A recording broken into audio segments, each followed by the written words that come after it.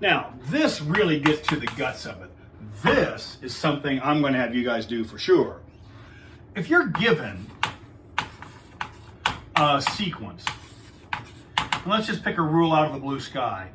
2 over, let's do 3n plus 1. Let's just do that.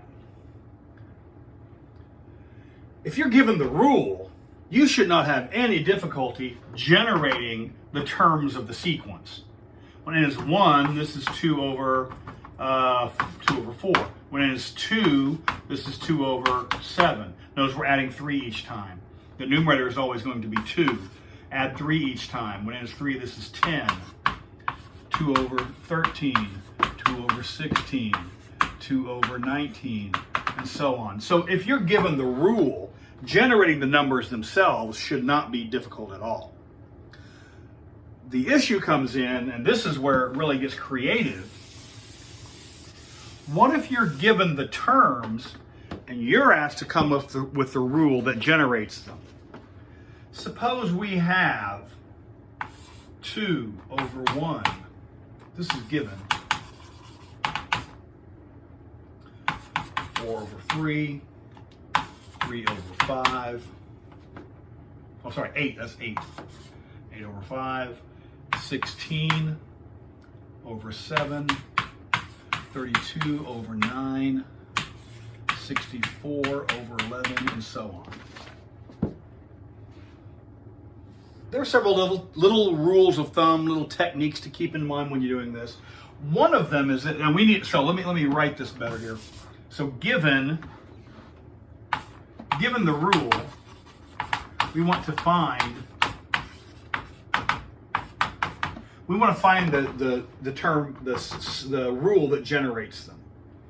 It is convenient at times to write, this is term number 1, term 2, 3, 4, 5, 6, and so on. What we actually have here is domain, range. Domain, range. 1 corresponds to 2, 2 corresponds to 4/3, and so on. There are some number patterns that you should be able to recognize, and I hope some of these you can already recognize. Look at these numerator. Just go numerator and then denominator. This is 2, 4, 8, 16, 32, 64. You should be able to recognize those. Those are the powers of 2. The powers of 2 are 2 to the first, 2 to the second, 2 to the third, 2 to the fourth, 2 to the fifth, and so on. As opposed to the multiples of 2. The multiples of 2 is 2 times 1, 2 times 2, 2 times 2. You're thinking it's the same thing. No, 2 times 3, 2 times 4, 2 times 5. We see it's a little bit different here. So the multiples of 2, 2, 4, 6, 8, 10, 12, 14, as opposed to the powers of 2. You should also recognize powers of, let's say, 3. Powers of 2, powers of 3, powers of 4, and powers of 5. It's usually about as high as we go in anything like this. You should be able to recognize those. The powers of 3, 9, 27, 81, 243, and so on. Those get large very fast, as opposed to the multiples of 3. The multiples of 3, 3 times 1, 3 times 2, 3 times 3, 3 times 4, 3 times 5, and so on. So there's the powers of 3, there are the multiples of 3. There are the multiples of 5, there's the powers of 5. Those numbers you should recognize. When you're adding the same piece each time, what that tells you is, remember we've talked about that before, that is the mx plus b, it's linear, m is the value that's being added each time. And so, given that information, knowing that information, it's not usually very much of a challenge to be able to cobble together a rule which generates those pieces.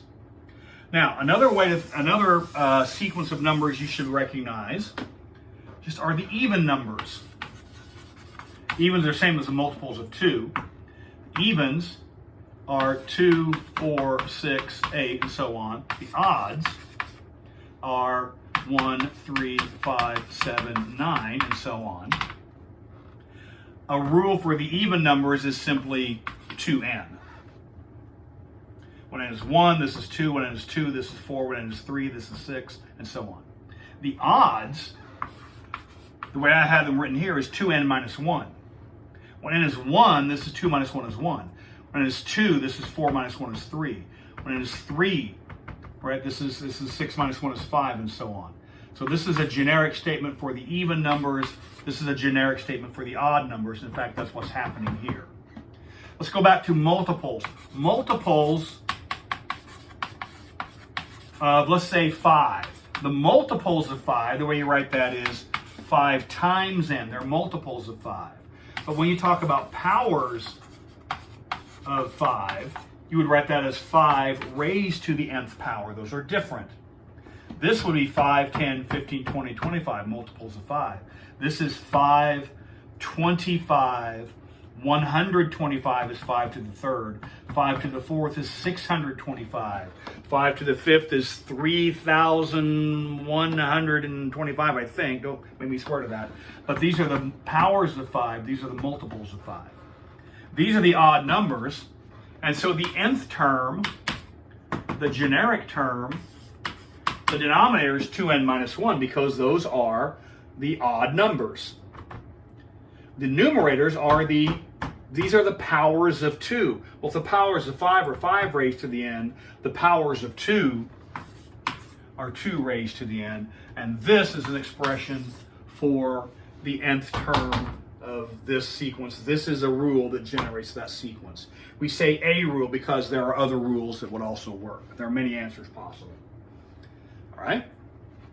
So let's just kind of play around with a few of these and see if we can gain a little experience and a little bit more secure footing. So if we have 4 over, let's do this. Let's do 1. Then we could do 1/2, 1/6, 1 over 24, 1 over 120, 1 over 720, and so on. Now, this is a little bit dicey when you have 1, because 1 can be many things. It can be 2 over 2, 1 over 1, 3. It turns out it's very convenient to write this as 1 over 1 in this case. It's clear the numerators, let's call this Bn. Then Bn, try it again. The rule is given by, the numerator is always 1, it never changes. But you see the denominators, 1, 2, 6, 24, 1. Do you recognize those numbers? I think you should. Those numbers are n factorial. This is 1 factorial, 2 factorial, 3 factorial, 4 factorial. So this is the sequence 1 over n factorial. Now suppose you were given here. Notice, 1, 2, 3, 4. When n is 1, it's 1 factorial. When n is 2, this is 2 factorial. When n is 3, this is 3 factorial. Suppose we were given this sequence, 1 over 2. Or let's do it this way. 1 over 6, 1 over 24, 1 over 120, 1 over 720, 1 over 5,040, and so on. Remember, this is term number 1, 2, 3, 4, 5. So Bn in this case, let's call this Cn. The numerators are uniformly 1. But the denominators, yes, they're the factorials, but you don't start with factorial. When this is 1, I want 3 factorial. When this is 2, I want 4 factorial. When this is 3, I want 5 factorial. And so can you see, the first thing you have to do is take that number, add 2, and then do the factorial. When it is 1, 1 plus 2 is 3 factorial, ding! When it is 2, 2 plus 2 is 4 factorial. When it is 1, 1 plus 2 is 3 factorial. That's 3 factorial, ding! When 1 is 2, 2 plus 2 is 4 factorial, 24, ding! When it is 3, 3 plus 2 is 5 factorial, 1 over 120, ding! So yes, this is the rule that creates that, one of the rules, this is a possible rule that generates that sequence. So being able to go from the actual values back to the rule that generates it, that's what requires very often some creativity. It also requires a little familiarity with a few basic tools. Suppose the terms are 1 over 1, negative 1 over, let's go 4, 1 over 9, negative 1 over 16, 1 over 25, negative 1 over 36, and so on. It is very often convenient to do the numerator separate from the denominator. Let's do denominator first. Do you recognize 1, 4, 9, 16, 25, 36? Red flag should go off. Those are the perfect squares.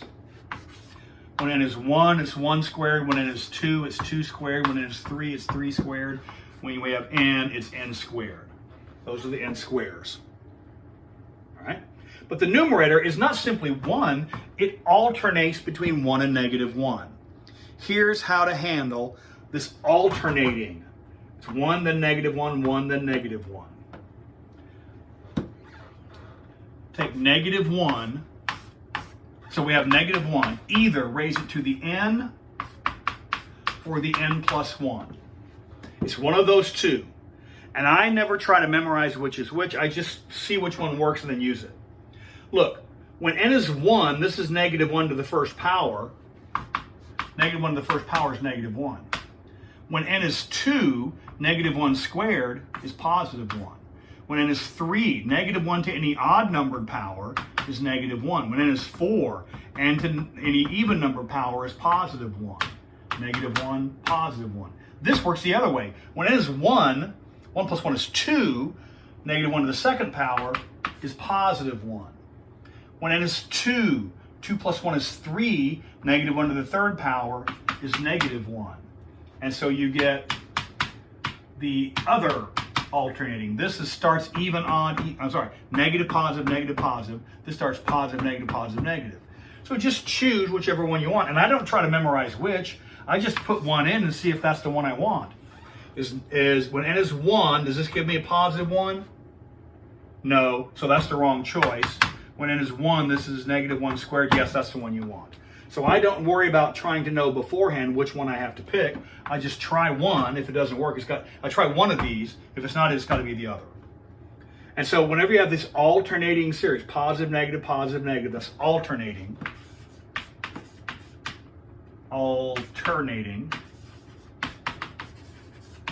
That's how to represent this changing of sign, plus 1, minus 1, plus 1, minus 1, or this scenario, negative 1, positive 1, negative 1, positive 1. All right. What if we have 4 over 25?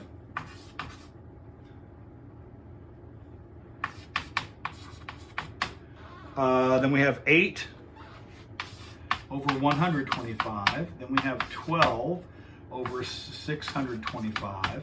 Then we have 16 over 3,125, I think it is. And I get tired of computing those. What do we have? Look at the numerator. 4, 8, 12, 16. What are those? Those are the multiples of 4. When n is 1, I have 4 times 1. When n is 2, I have 4 times 2. 4 times n. What are the denominator? 25, 125, 625, 3125. These are the powers of 5, but when n is 1, I want 5 squared.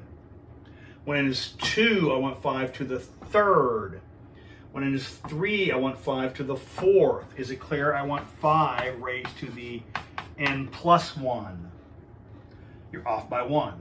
And so that rule, and you can always check. Pick a number. Pick n equals 4. If I pick n equals 4, I stink and better get 16 over that big number. And sure enough, When it is 4, that's 16 over 5 to the 5th. Hamina. Yes, 5 to the 5th is 3125. So once you write the rule, you can just pick one of these numbers and check to make sure you were correct. So being able to go from a given sequence terms to the rule that generated, that's very basic, and that's some of the homework you'll be asked to work on, and that's pretty standard for this particular section of work.